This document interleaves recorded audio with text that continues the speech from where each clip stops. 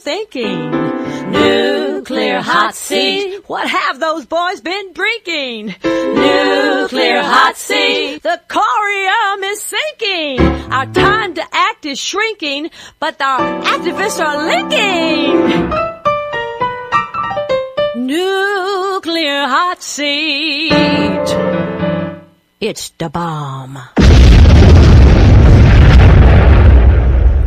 Welcome to Nuclear Hot Seat, the weekly international news magazine keeping you up to date on all things anti-nuclear. My name is Libbe HaLevy.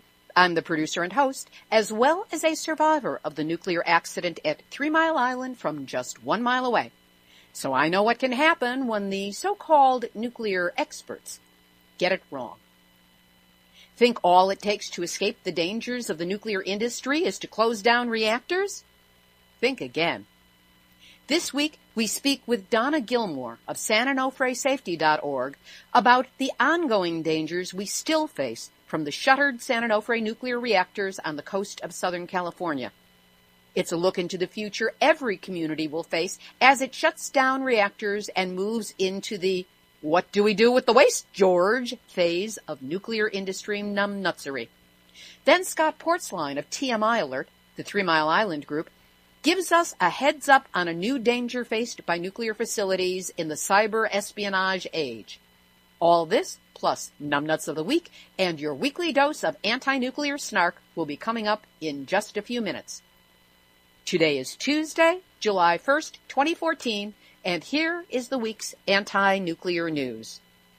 We're starting out here in the United States, where the Waste Isolation Pilot Plant, the WIPP site in Carlsbad, New Mexico, is again in the news. And that because there have been radiation spikes at the WIPP facility that have hit the highest levels since the initial hours of the radioactive release on February 14 and 15. The government has been analyzing samples for what they call potential impact on human health, which is interesting given that there are already 22 workers from the WIPP site who have been found to have internal contamination from the plutonium and americium release. There were documents related to this up on the Nuclear Regulatory Commission's Nuclear Materials Events Database, known as NMED, but the document links have been removed from the website and as of this time of recording have not been restored. If we find links, we will provide them. Meanwhile, we will see if Don Hancock of Southwest Research and Information Center, our source on all things dealing with WIPP, will be available next week for an update. We've been following the story of the anencephaly cluster, the birth defect dealing with the spinal cord and brain that is always fatal, up in Washington State in the counties that contain and surround the Hanford site. And now there is further information that is every bit as startling as what we've already covered. And that is that in 2011, Washington State had its highest levels ever recorded for total fetal deaths, which was 20% above the 2010 records. Death via congenital abnormalities, which includes the anencephaly cluster, 60% above the 2010 numbers. Deaths via complications of the placenta and other in utero problems, 20% above the 2010 records. All of these are record high numbers. And it's notable that these levels returned to historical norms as of 2012. What this points to is the plume that came across from Fukushima and its impact on Washington State, which was hit very hard and very directly when the plume hit the shores of the western United States. In a related story, Change.org has put out a petition to protect the workers at the Hanford site, which is called the most contaminated workplace in America. It has made hundreds of workers sick from chemical vapors, including 38 in just the past few months. The Hanford nuclear site is where the United States made plutonium for the Nagasaki bomb and subsequently for the U.S. arsenal of tens of thousands of nuclear weapons during the Cold War. The site is a toxic and radioactive danger area, and workers there are exposed to radioactive chemicals and other hazards on a daily basis. Yet Hanford, a federal facility run by the U.S. Department of Energy, has exempted itself from worker safety oversight and has failed to offer meaningful protections to workers as required by their own regulations. This is especially true when it comes to exposure to chemical vapors that emanate from Hanford's 177 million-gallon underground radioactive waste tanks. For more information, you can go to hanfordchallenge.org and click on Vapors. You can also view the King 5 Seattle television station's Peabody Award-winning investigative series entitled Hanford's Dirty Secrets.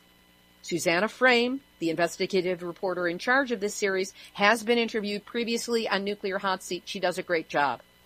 Meanwhile, Change.org has a petition they want you to sign. We'll have a link up on the website, nuclearhotseat.com/blog, under today's episode, number 158. Word keeps getting out in the oddest places about increasing worry on the west coast of the United States over Fukushima radiation, and for good reason. Some of the publications include Triume, which is a publication of Canada National Laboratory.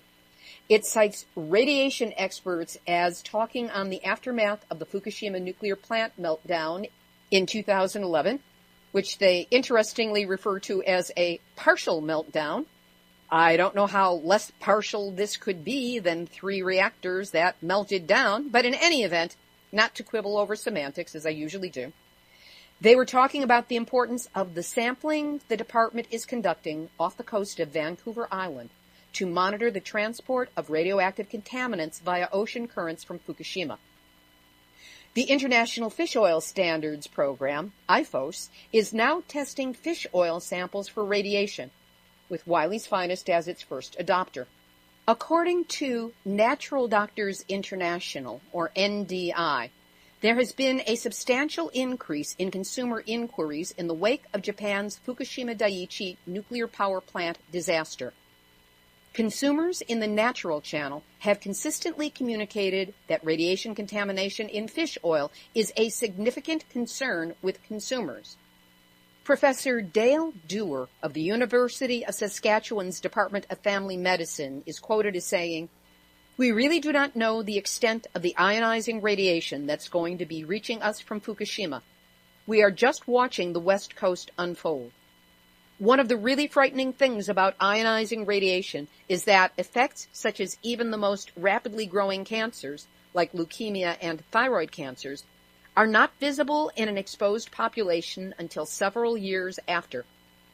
Part of the reason we do not know the full extent is that nobody is officially monitoring it, and that's a very scary thought. We always say that levels are negligible or permissible because it's likely not going to harm us immediately, and exposure is not going to show up in measurable statistical levels right away. But there is no safe level of radiation."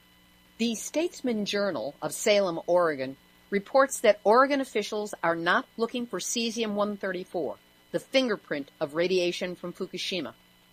To which local resident Zach Adams added, "We're really concerned about radiation affecting the fisheries, the wildlife, the tourism, and most importantly, our health. There's a big black hole where information should be." In the Midwest of the United States, Great Lakes communities are still struggling in their fight against a proposed nuclear waste facility. For the past 15 years, Ontario Power Generation has been working to obtain approval from the Canadian government to build an underground repository near the Great Lakes to store its nuclear waste. As the approval process for the Deep Geological Repository nears an end, some concerned citizens, actually a lot of them, have started a petition asking lawmakers in Canada, as well as in the United States, to block the approval of the proposed nuclear waste repository near the Bruce Nuclear Power Plant site in Kincardine, Ontario. Almost 61,000 people have signed the petition so far. The proposed repository's location is just about half a mile from the shores of Lake Huron. If radioactive nuclear waste leaked into the water, the 40 million Canadians and Americans who depend on the Great Lakes for their drinking water would find themselves without access to a source of clean, fresh water. In one of the articles I read for this story, I came across a quote from Emily Hammond, a law professor at the George Washington University Law School and a scholar at the Center for Progressive Reform. She said, "Nuclear waste repositories are some of the safest places you could put anything on Earth, as the facilities are, quote-unquote, over-designed." I wonder if she's heard of the Waste Isolation Pilot Plant, the leaking, currently shut down WIP site in Carlsbad, New Mexico. William Fife, a retired University of Western Ontario professor who worked as an international consultant on nuclear waste before he passed away last fall, voiced his concerns about the project due to the site's close proximity to water. The late Fife said, "It is universally acknowledged that nuclear waste must be kept away from water circulating through the environment of living things, since water is seen as the main vehicle for eventual dissolution and dissemination of radiotoxic pollutants." Michigan Congressman Dan Kildee also cited the WIP site when he said, "These nuclear waste storage sites, although often said to be impenetrable, are not perfect, as this radiation leak shows." He went on to say, "I continue to have great concerns with locating a similar nuclear waste site less than a mile from Lake Huron in Ontario. Storing nuclear waste so dangerously close to the Great Lakes is just too much of a risk to take," he continued. "Michigan and our shared water basin with Canada would be forever changed if a nuclear radiation leak were to happen. Such contamination would also have a drastic effect on the livelihood and well-being of both Michiganders and Canadians." More than 50 cities and towns in Ontario and in the United States bordering the Great Lakes have passed resolutions opposing the Deep Geologic Repository. Which brings us to this week's Nuclear Hot Seat, Nuclear Hot Seat, Nuclear Hot Seat, Nuts of the Week. So when is an unusual event at a nuclear reactor not an unusual event at a nuclear reactor? When it only happens for a really short time and nobody notices. In Iowa, the Duane Arnold nuclear power plant. Duane Arnold sounds like a comedian from a failed sitcom. Anyway, Duane Arnold had a little bit of a problem yesterday, June 30th, for a condition that briefly, only briefly, met the emergency action level for an unusual event, but did not warrant declaration of an emergency classification. Why not? Where is that exemption? Where is that footnote in the rules of the Nuclear Regulatory Commission for a level 1 problem at a nuclear power plant? Well, it seems that it took a detailed review of conditions that existed during a thunderstorm that took place yesterday and revealed that the backup 50-meter wind speed briefly indicated 95.5 miles per hour, which exceeds the criteria of 95 miles per hour. The primary 50-meter wind speed indicator did not exceed 89 miles per hour. What's the difference between the primary? This was a secondary one. This was the one that they don't pay attention to. Operators in the control room said that they did not observe wind speed exceed 80 miles per hour. Well, where were they and what were they looking at? And why isn't there an alarm on the darn thing when something exceeds a stated limit? You know, when it comes to things nuclear, there's no such thing as being a little bit pregnant. You're either within the stated safety zone or you have exceeded it, even by a little. It doesn't take much, and this all needs to be known. But of course, nobody noticed it when it happened, and so the basis for the emergency classification no longer existed at the time of discovery. Let's just ignore the darn thing. How often does that take place at nuclear reactors? This is just an example where they got caught. And that's why you, the engineers at Duane Arnold, that sitcom nuclear power plant in Iowa are this week's Nuclear Hot Seat, nuts of the week. Over to Japan now, where according to a government-funded study, that's a Japanese government-funded study, Fukushima has released up to 120 quadrillion becquerels of radioactive cesium into the North Pacific Ocean. Now, that number exceeds the Chernobyl total, which accounted for releases deposited on land and the ocean, while the number in Japan does not include what fell on the land, just into the ocean. So if there's any debate anymore about Fukushima being the worst since Chernobyl, could we please take the word since Chernobyl out of the conversation? This is the worst, and it's not over yet. Surprisingly, the work was partially supported by a grant in aid from the Japanese Ministry of Education, Culture, Sports, Science, and Technology. I wonder how that one got by the nuclear censors. A P.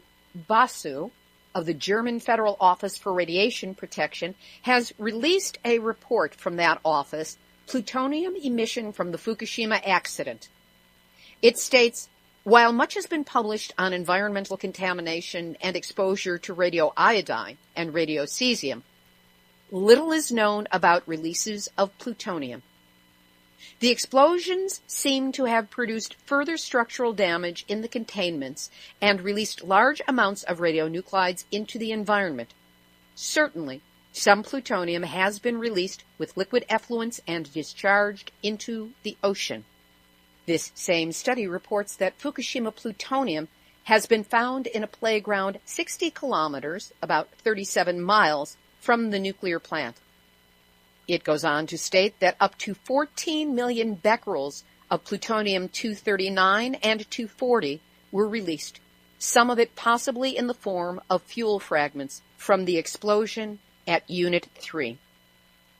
In this post from Chernobyl Children, Fukushima Children, and also the Rainbow Warriors, both on Facebook, they spoke about mutations by saying, a mutation does not mean big mutations per se, like a child with no arms.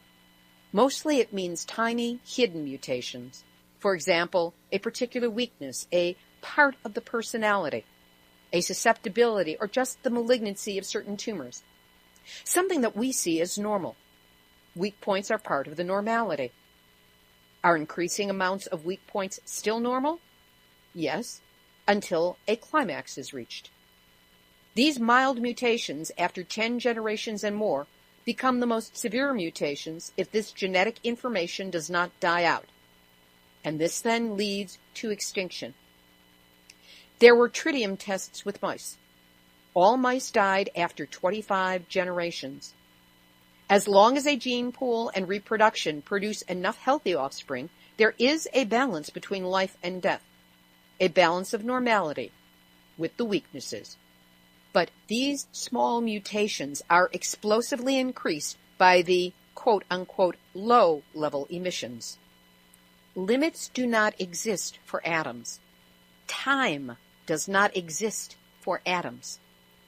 Our long generations take too long to react to changes. In this light, even now it is still too early to say how bad the genetic effects of the atomic bombings will become, because often genetic changes also mean that the person affected cannot reproduce. And then this line also dies out. Moving right along, this item from our friend Iori Mochizuki and his wonderful blog, Fukushima Diary. He writes, the ice cream brand Kuru Kuru Soft of Izaki Glico Company is made in Minamisoma City, Fukushima. That's what it proudly states on the package. One of Iori's readers then queried Glico by phone and got the answer that the ice cream products of Izaki Glico Company are made of Fukushima milk and manufactured in Fukushima as well. And another reader posted on Twitter that Thai Airways International Public Company Limited serves Glico's ice cream with an in-flight meal. Delicious.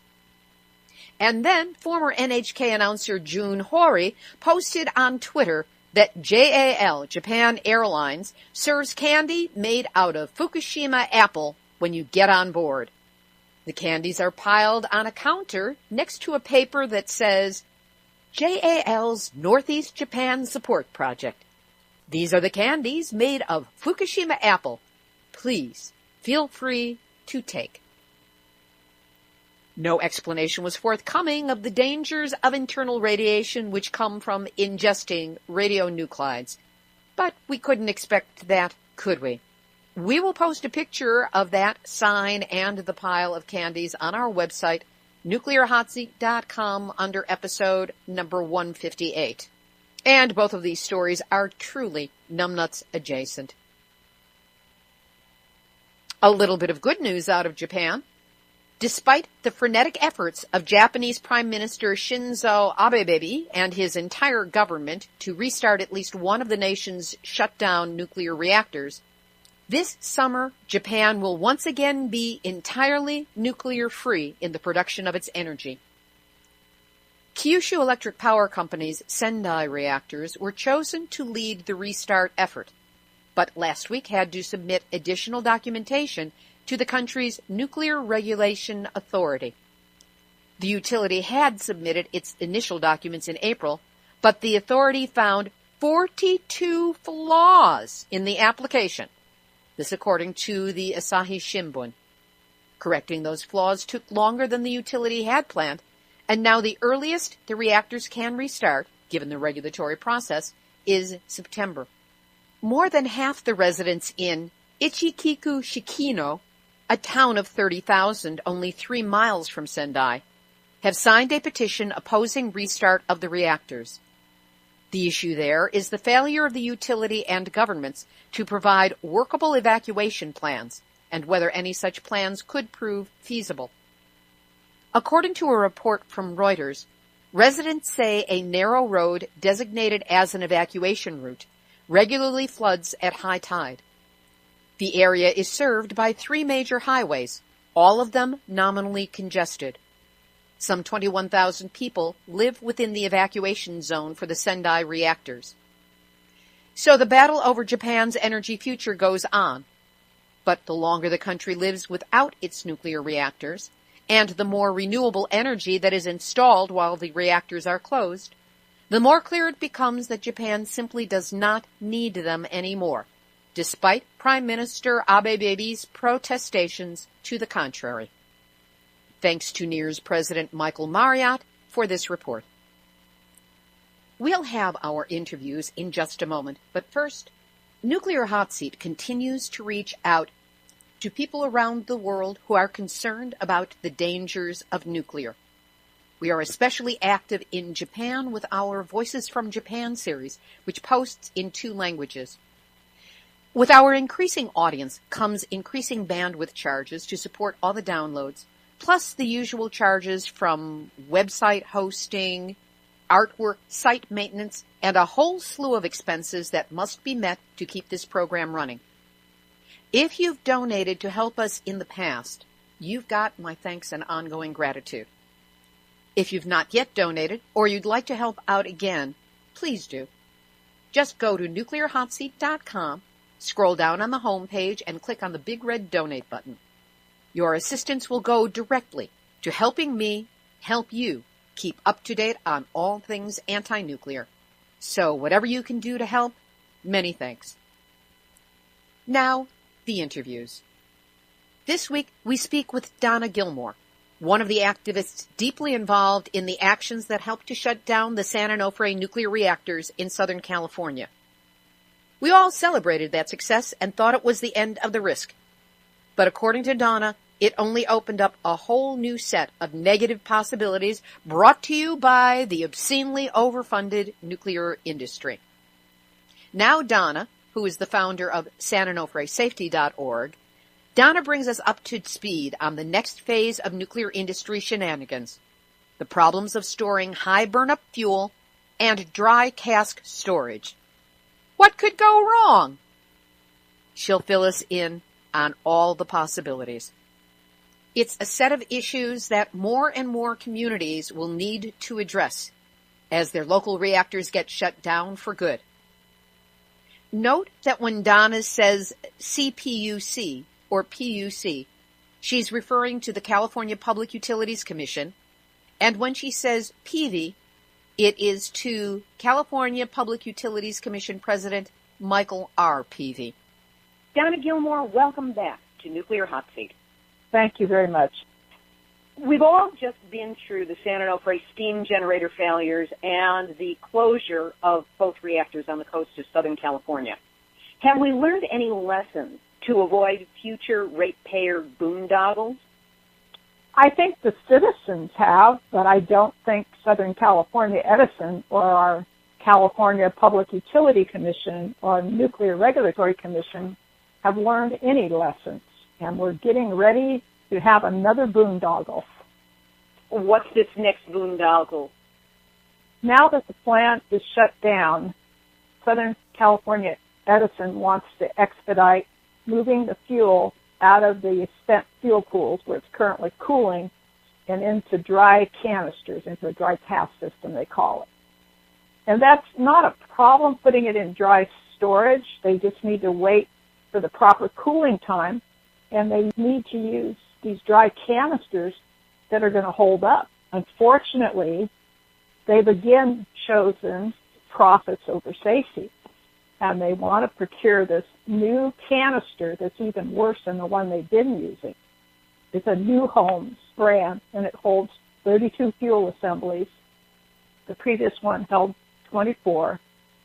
And this new canister, they're shoving 32 fuel assemblies, which is spent fuel, into a space normally designed for 24. And in addition, they're using really skinny 5/8 of an inch thick stainless steel. That 5/8 of an inch stainless steel is all that's keeping us safe from that fuel getting out, from the radiation getting out. And there's much better technology on the market, but Edison is not even pursuing using that. I'm hoping to get the Public Utility Commission, a number of us are hoping to get the Public Utility Commission to stop the bidding process for the CAS that they currently have and to start over and to have an independent analysis of the best CAS technology. We're risking Southern California here. And the only thing protecting us is 5/8 of an inch of stainless steel. That is unacceptable. The nuclear industry used to use a dry cast called a Castor. It has 20-inch thick cast iron, ductile cast iron, which means it's a kind of elastic, so it won't become brittle. And the industry dropped using the Castor technology, the cast iron technology, because of cost.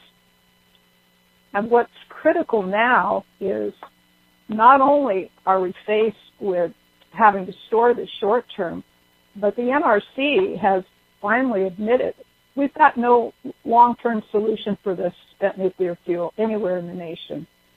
The NRC is currently working on studies to see what's going to hold up for up to 300 years. That's what they call interim storage. So right now, we have tons of nuclear waste sitting right near the beach, right in Southern California, right at the San Diego-Orange County border. And Edison's planning to use CAS that won't get NRC approval for more than 20 years. This is material that needs to be kept from the environment and from people for hundreds and hundreds of years. Let's roll this back just a little bit so we get a picture of the magnitude of the problem. How many fuel assemblies are there at San Onofre that still need storage? And give us a sense as to how long the proper cooling time is before the fuel assemblies can even be put into a dry cask.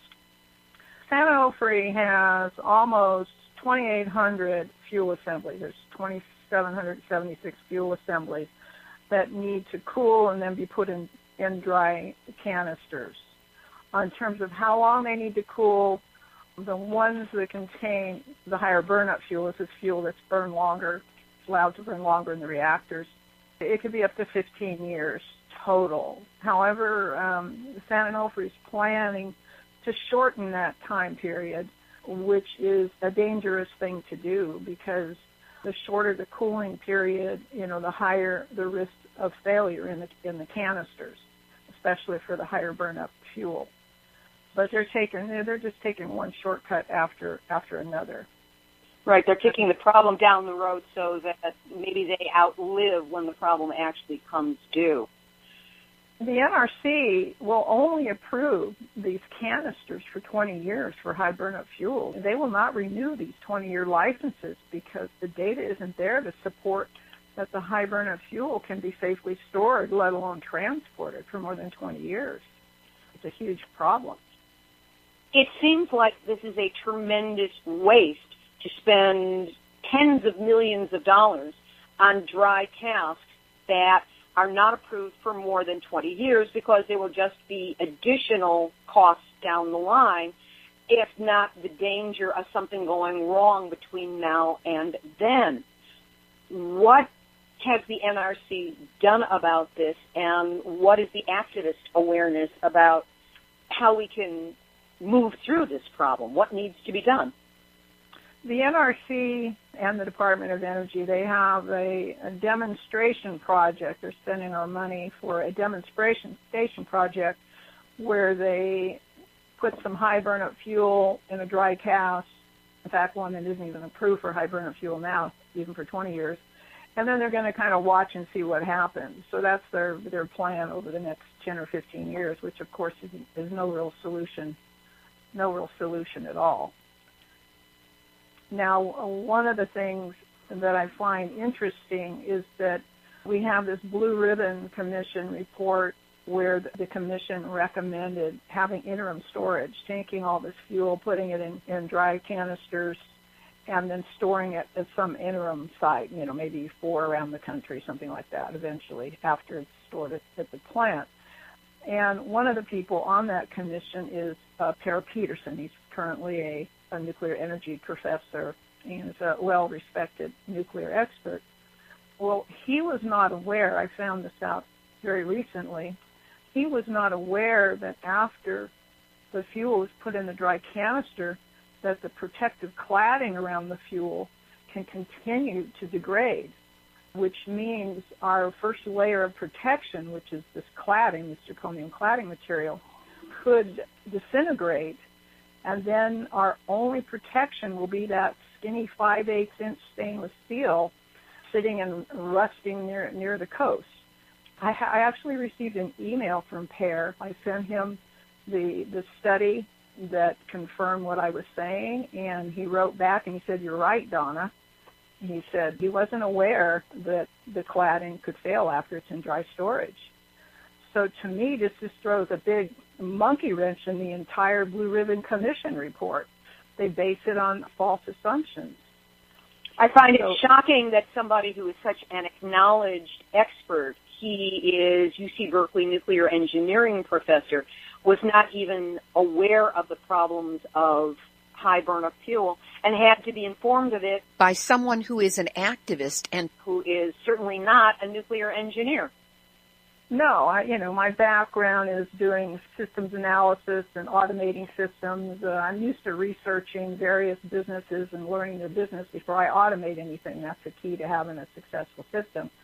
So I've turned my talents to doing research and analysis on the nuclear waste issue. I'm working with some nuclear engineers and nuclear physicists, so I have some people that I can talk to and make sure I'm interpreting information correctly. So that's been very, very effective. But I've been shocked at the lack of knowledge from so-called experts at the NRC, at the nuclear plant. This information doesn't seem to be getting out there, and it needs to be. I mean, we could lose Southern California if they don't store this material right the first time. We've got issues, for example, being near the coast. If you live near the coast, we've got issues of metal rusting. Well, the stainless steel is no different.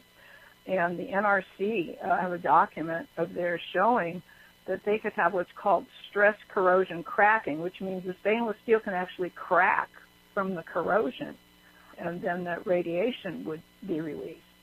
And what's even worse than that is this zirconium cladding creates hydrides, and you mix that with moist air gets in there, you can actually have hydrogen explosions, and then we could have our own little Fukushima right here in Southern California. So this is serious. This is devastating information on a very serious issue. One of the things you did make me aware of is that you feel that Edison needs to stop their current bidding process because the quality of the dry cast system that they are currently considering is so inferior. How might that bidding system be changed? Edison currently have bids out, and they've gotten 3 companies bidding, but all of them use the inferior stainless steel quality. And then the one that Edison is most likely to pick is this new home 32 fuel assembly canister. It's even worse. We didn't get any quality companies bidding on this. So we need to urge the state elected officials, our local officials, we need them to put pressure on the Public Utility Commission, on the governor's office, to stop this bid and start over. None of us have seen what the specifications are they're even bidding, so I don't even know if they ended up eliminating some bidders because of whatever requirements they put in there. But we need to be able to get some of these better quality canisters being considered, such as the Castor, C-A-S-T-O-R, something like that, where you have these really big, thick materials. And it also has, the Castor and some of the others have these double-sealed lids that have sensors in them so they can detect if radiation is, if the casts are getting hotter, they can detect if we may end up with a radiation leak. Also, they use helium instead of air when they store inside the canisters. And this can also detect if there's a helium leak, so you know that there's a leak. Now, the ones that Edison is choosing from, none of them have this sensor technology in them. So they've got no way to monitor what's going on inside those canisters. No way at all. That's insane. That's absolutely insane, and that needs to be stopped. But I do not think our Public Utility Commission is going to do anything. I did speak to Florio, one of the commissioners, and I explained the situation to him, and he did have a positive comment. He says, well, we don't want to buy canisters and then have to turn around and buy them again. So he seemed somewhat concerned. But, you know, given our experience with the PUC, you know, unless they get pressure from other than citizens, unless they get pressure from elected officials or from the governor's office, they're not likely to do anything different than what they're currently doing, which is just to allow Edison to pretty much do what they want. I spoke to the commissioners. I spoke to Florio in TV there recently at a Costa Mesa PUC hearing where I presented this information. And my first question to the PUC was, how are you going to prevent another boondoggle like the one we had with the steam generators? What are you going to do different so that this nuclear waste storage isn't going to be the next boondoggle? And it just stopped them cold. They all gave me this deer in the headlight look. I mean, it was clear. They had no clue. They had no idea how to stop this from happening again. So it's going to be up to the citizens to put the pressure on to make them do their job. And isn't that always the case? Now, Is it true that the NRC lowered their standards in order to approve the new canister and hid justification for approving it for high burn-up fuel storage and transport? Yes. The NRC has not approved any transport cast for high burn-up fuel. They do not have the data to show that it's safe to transport. It's mainly because of the cladding failure they're finding with the high burn-up fuel. And this has been a long-standing guidance for many years. Well, they decided in this process for this new home 32 assembly canister to approve it for high burn-up fuel storage and transport. And testing to back it up? Well, I read the detailed specifications that went with the NRC approval, and under the section where it talks about high burn-up, it just says proprietary. So they're not sharing zero justification about how they're approving this. And in addition, in terms of mitigation, meaning what should Edison do if one of those casts fails under what that process is, again, proprietary. They don't have an answer to mitigate a cast failure. They have no solutions. And to try and sneak this through, push this through with absolutely no justification to the public that the public can see. So Diane Curran, who's an attorney that's taken on the NRC numerous times, she submitted a comment on behalf of a number of environmental organizations and citizens challenging the NRC approval of this 32 assembly canister. And she said that they can't just approve this. This process that they're using to approve transfer to high burnup, it's illegal.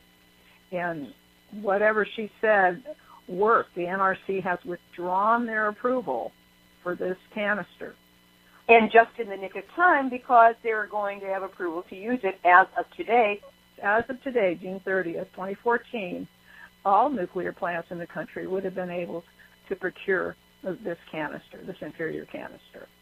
So that's the good news, that it's been stopped. The bad news is we don't know exactly what the NRC is going to do. They said they're going to be rewriting it, and then they're going to be issuing something again, and no public comment will be allowed on whatever it is they issue.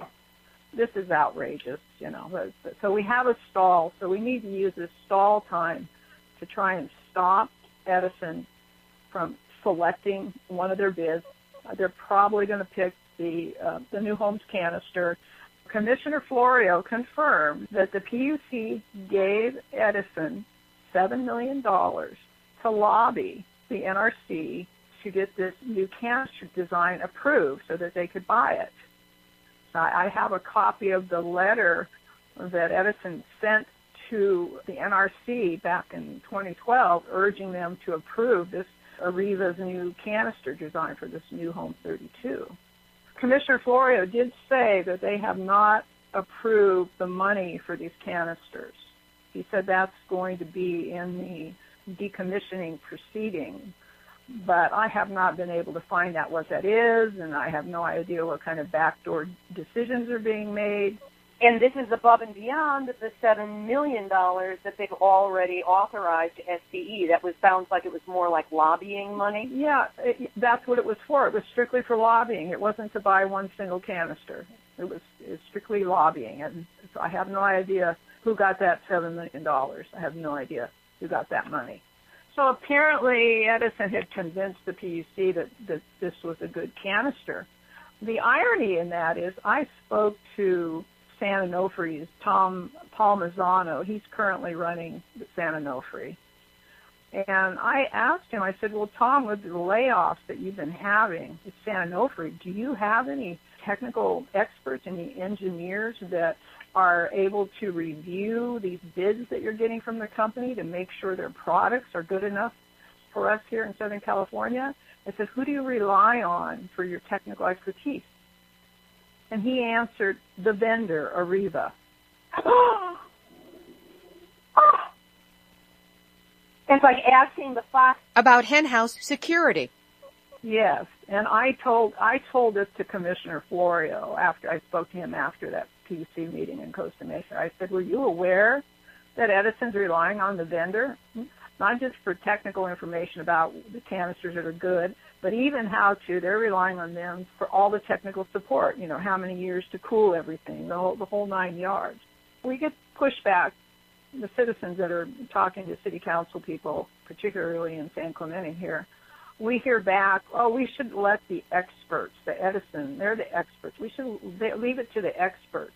Well, guess what? There are no experts at Edison. That's like relying on your car salesman to tell you, this is the best car on the market without doing any research. This is insane. And it was clear from Florio's face that he had no idea that Edison was relying on Arriva, this French company, for all their expertise. So out of self-survival, I've been doing research and found numerous scientific articles that confirm that we can be much safer in Southern California by choosing a higher quality canister design. Nobody seems to be following the canister issue. People are either concerned about stopping reprocessing because of the dangers there, or they're concerned about getting the fuel out of the spent fuel pools because the spent fuel pools are so dangerous. But nobody seems to be paying attention onto what we're putting this fuel into. And this is critical. We have to do it right the first time, or the cost of these canisters will be minor compared to losing Southern California, which is what's at stake here. But it's really up to us to get involved and do this, because nobody else is doing it. So what additional concerns might you have, and what steps can we as activists take on this issue to move forward and support safety, sanity, and prudence as opposed to the lowest possible bidder? There's a couple of other things I think are critical to mention before I answer that. The high burn-up fuel needs to be what they call canned. They need to take each fuel assembly and put it in an extra stainless steel container before they put it in the big canister. And this is something that the NRC requires if there's damaged fuel assemblies, such as the cladding's damaged. They require them to put it in these extra cans that go in it. Well, this new design, this new 32 fuel assembly design, they eliminate cans altogether, so it's not even an option to put it in there, which makes storage and retrieval difficult, if not impossible. So that's another key issue of what they've done, that they've lowered the standards again. And in terms of what we can do, well, number one, we need to stop this bid process, because once Edison is allowed to award that bid, it will probably be too late. So we need to urge the governor's office, your state elected officials, your local officials, because your local officials are supposed to represent you. Well, some of them do. Some of them do. We've found down here in Southern California, we've found that if we can educate our city council people, because they've been lied to, and we've been able to effectively educate them. We have handouts that have references to technical documents to prove what we're saying is the truth. And once they're educated and they get the facts, most of them get it, and we get support at the local level. So we did that with the steam generator issue. It looks like we need to do that again with this issue. I just don't know how much time we have. So we need to stop that bid process and also share this information with other people. On my website, SanOnofresSafety.org, you can find more information about this issue. So get educated and share it with people. If you know people that have power and influence, share this information with them too. So somebody needs to wake up, our governor, our Public Utility Commission, our state legislature, and our local governments. They need to wake up to what we're facing here, of how close we are to having a major disaster.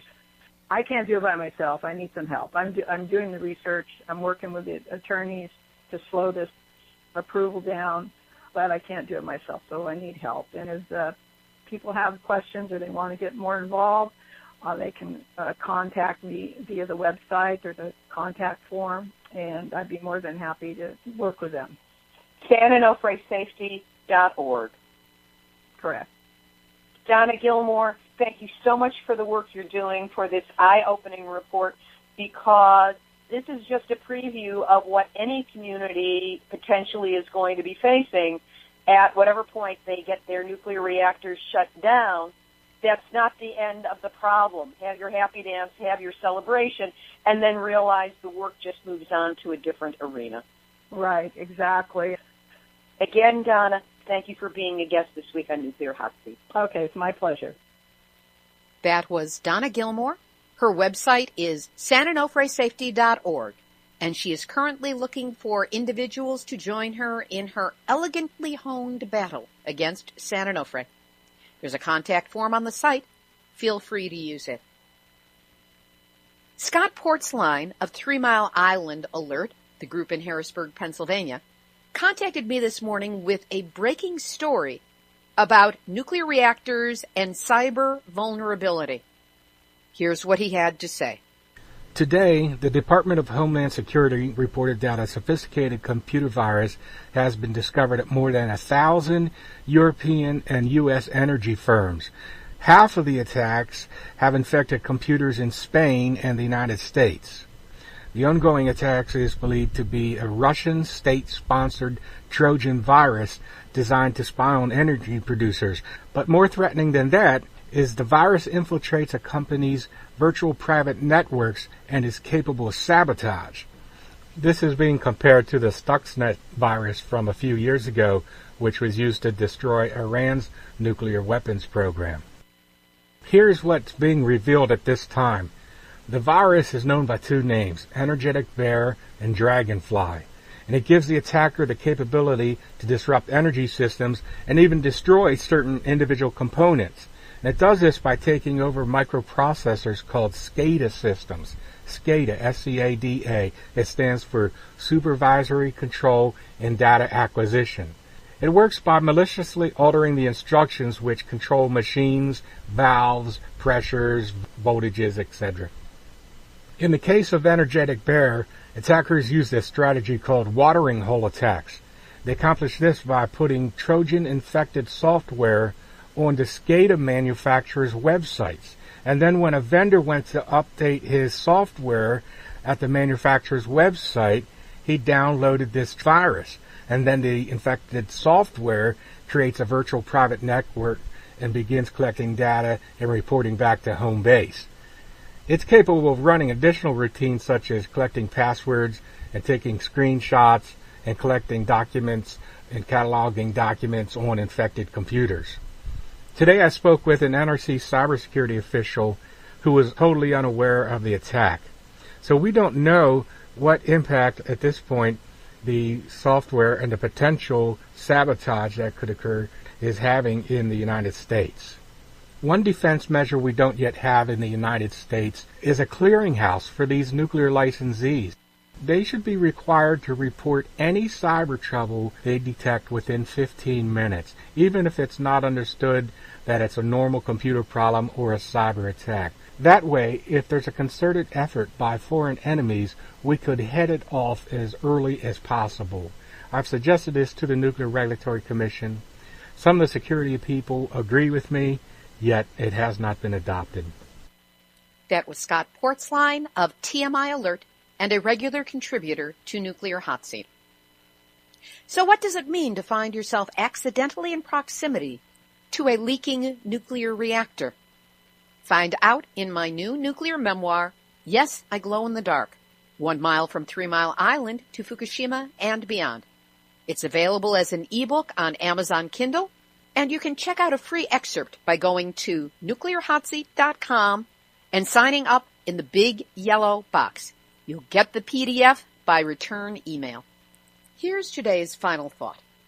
Last night, I attended a panel discussion on nuclear fission presented at facilities owned and operated by KPCC, the NPR station in Pasadena, California. It was an unabashed propaganda campaign for nuclear fission that smugly presented its glories as the answer to all humanity's energy problems, with only a little nuclear waste that was, they assured us, low level and manageable. Yeah, right. The whole program was hosted by a smug little man named Matt Kaplan, who admitted he was an unabashed supporter of fusion energy, fascinated by the subject since childhood. And he proceeded to do everything but suck off the two of his three guests as he gushed about the wonders of their technology. The first was Ned R. Sawtoff, director of the U.S. International Thermonuclear Experimental Reactor, or ITER, pronounced ITER, project at the Oak Ridge National Laboratories. ITER provided the Our Friend the Atom-esque film at the top about the miraculous wonders of fusion energy, with no downside. Isn't that surprising? The film was not labeled as to source until a very small, almost illegible logo at the end. It was pro-industry propaganda. Slick, expensive, professional. Definitely not the usual YouTube quality of video. Then we heard from John Parmentola from General Atomics Energy and Advanced Concepts Group. More engineering information, impenetrable to any but the engineering geeks from nearby Caltech, and a few gray-haired physics hobbyists in shorts too short for the aging male physique. Never was heard a discouraging word about fusion. Until I managed to get a question, that is. During the extremely short Q&A session, I managed to get up to express my shock that a trusted news organization like KPCC would be behind such a biased, one-sided presentation on a volatile subject. I did use the word propaganda, and then quickly, before the mic could be yanked away, asked, Since nuclear is perfectly safe until it isn't, what, if any, unintended consequences scenarios and worst possible credible disasters have you spun out as was done at the beginning of the nuclear age? Well, of course, nobody bothered to answer my question. Instead, the eater moderator jumped in with, the fear factor, to get a laugh. And then I was put down by impenetrable engineering language that at one point had John Parmentola of General Atomics stating authoritatively that if implemented, windmills would strip Italy of its entire landmass. What? Obfuscation, disinformation, hubris, smug put-downs, and dirty tricks. Isn't that just like the nuclear industry? Interestingly, even the PhD professor from UC Irvine on the panel, William W. Heldbrink, wasn't allowed a full say either. When he expressed concern that many of the problems of fusion haven't yet been solved, that what works theoretically doesn't necessarily work in real life, and then refused to answer a leading question as intended and would not predict what energy source, hint, fusion, would be implemented in 50 years, the suck-off boy moderator snarked at him and said, well, that's the difference between theoretical science and applied science, and then lobbed some softballs to his besties from the fantasy land of fusion as the answer. Because this was labeled an informational evening, the last thing these people wanted was contradiction, let alone debate. If there's any consolation, I learned after the fact that this was not officially a production of KPCC, though it was promoted on air and held in one of their facilities. Also, the guy hosting was not a member of their news or programming staff, but an outside vendor. The woman I spoke with afterwards, who is with KPCC and who does produce all the programming at the facility, not just this guy's science-oriented shows, spoke with me at some length, took my information, gave me hers, and she agreed to pass along any suggestions for future programming dealing with an alternative perspective on nuclear to the environmental department. And I believe that she will. I left shaken but not stirred. At least some people in the audience, whether they liked what I had to say or not, got to hear that there are some other ideas than the propaganda they were receiving from the stage. And driving home in the car, I flashed on lyrics to a song by Buffy St. Marie. Down in the heart of town, the devil dresses up. He keeps his nails clean. Did you think he'd be the boogeyman? This has been Nuclear Hot Seat for Tuesday, July 1st, 2014. Material for this week's program has been researched and compiled from ENEnews.com, the Nuclear Regulatory Commission's Nuclear Materials Events Database, and their weekly events report, Washington State Department of Health, Triume, a publication of the Canadian National Laboratory, William Reed Business Media, EcoWatch.com, Change.org, Nature.com, German Federal Office for Radiation Protection, Asahi Shimbun, SafeEnergy.org, our friend Iori Mochizuki and his blog Fukushima Diary, June Hori, NewYorkTimes.com, the Facebook group Chernobyl Children, Fukushima Children, Dianukes.org, and the Nuclear Hot Seat Facebook community. I love you guys. My thanks to all the activists who provided me with source material for the Fusion Confusion event at KPCC, with special gratitude to Mary Beth Brannigan of Eon 3, whose question I ultimately used. Theme music written by me, sung by Marilee Weaver. Nuclear Hot Seat is syndicated by UCY.TV. We're on 3 times a week, including a flashback random replay on Tuesdays. We also appear on airprogressive.com. Our archive is available on the website, nuclearhotseat.com, or you can find it on iTunes. Nuclear Hot Seat is the activist voice on nuclear issues, so if you have a story lead, a hot tip, or a suggestion of someone to interview, send an email to info@nuclearhotseat.com. We are copyright 2014, Libbe HaLevy and Hardestry Communications.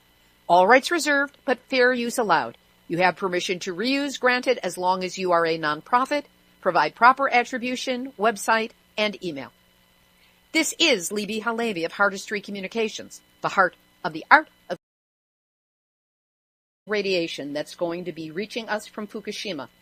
We are just watching the West Coast unfold.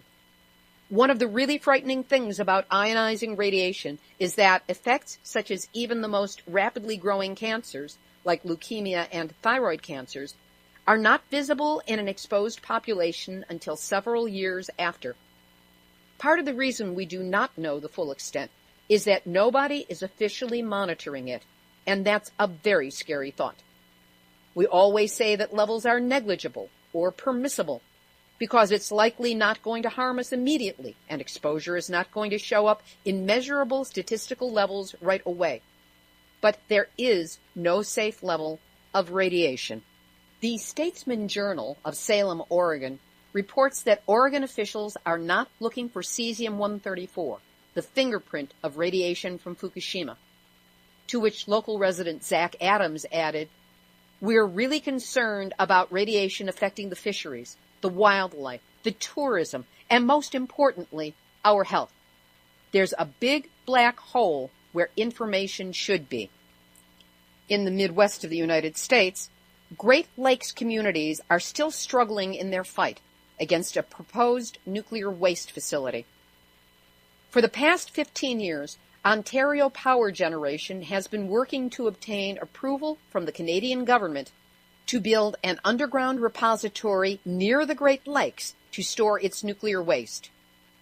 As the approval process for the Deep Geological Repository nears an end, some concerned citizens, actually a lot of them, have started a petition asking lawmakers in Canada, as well as in the United States, to block the approval of the proposed Thinking. Nuclear hot seat. What have those boys been drinking? Nuclear hot seat. The corium is sinking. Our time to act is shrinking, but our activists are linking. Nuclear hot seat. It's the bomb. Welcome to Nuclear Hot Seat, the weekly international news magazine keeping you up to date on all things anti-nuclear. My name is Libbe HaLevy. I'm the producer and host, as well as a survivor of the nuclear accident at 3 Mile Island from just 1 mile away. So I know what can happen when the so-called nuclear experts get it wrong. Think all it takes to escape the dangers of the nuclear industry is to close down reactors? Think again. This week, we speak with Donna Gilmore of SanOnofresSafety.org about the ongoing dangers we still face from the shuttered San Onofre nuclear reactors on the coast of Southern California. It's a look into the future every community will face as it shuts down reactors and moves into the "what do we do with the waste, George?" phase of nuclear industry numbnutsery. Then Scott Portsline of TMI Alert, the 3 Mile Island group, gives us a heads up on a new danger faced by nuclear facilities in the cyber espionage age. All this, plus numbnuts of the week and your weekly dose of anti-nuclear snark will be coming up in just a few minutes. Today is Tuesday, July 1st, 2014, and here is the week's anti-nuclear news. We're starting out here in the United States, where the Waste Isolation Pilot Plant, the WIPP site in Carlsbad, New Mexico, is again in the news. And that because there have been radiation spikes at the WIPP facility that have hit the highest levels since the initial hours of the radioactive release on February 14 and 15.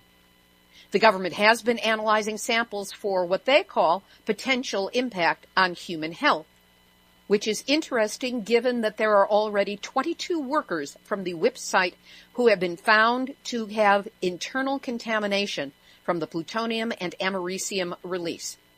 There were documents related to this up on the Nuclear Regulatory Commission's Nuclear Materials Events Database, known as NMED, but the document links have been removed from the website and as of this time of recording have not been restored. If we find links, we will provide them. Meanwhile, we will see if Don Hancock of Southwest Research and Information Center, our source on all things dealing with WIPP, will be available next week for an update.